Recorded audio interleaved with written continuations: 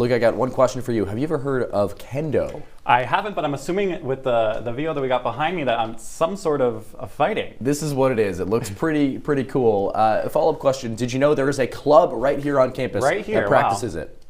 I haven't. I didn't know. It looks like we should join. Well, you might want to become a member of this club after this story from our Jackson Breslin. He learned more about the club. Now it's bringing the Japanese martial art here to Central New York.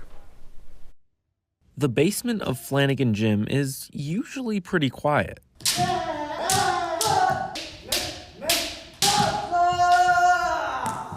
That is, when the Syracuse Kendo Club isn't practicing.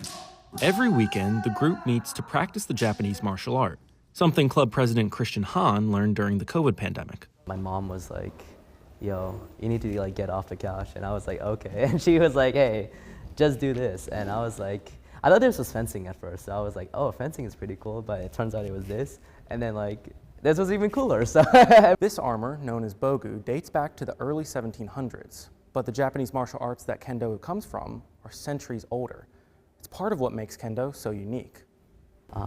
There's not many people that can do it, and I suppose it also has something to do with my heritage. Han is Korean, learning a slightly different version of the martial art called Kendo first. Through Kendo, he says he can better connect with his culture. One of the reasons I keep doing it is because it kind of represents who I am, my heritage, my Korean background. This is a part of my culture, and I would like to represent it as best as I can. Christopher Zervos is new to the club this year.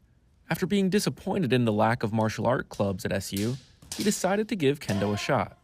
My sensei actually sent me the Instagram of the Kendo club, and I was like, whoa, that seems cool. Zervos says that while the club may not have many members, it's helped him make new friends. It's a small club, which means it's easy to kind of build a community here. So next time you hear shouting in the Flanagan basement, don't worry. It's just the Kendo Club doing what they do best. Reporting in Syracuse, Jackson Breslin, CitrusTV News.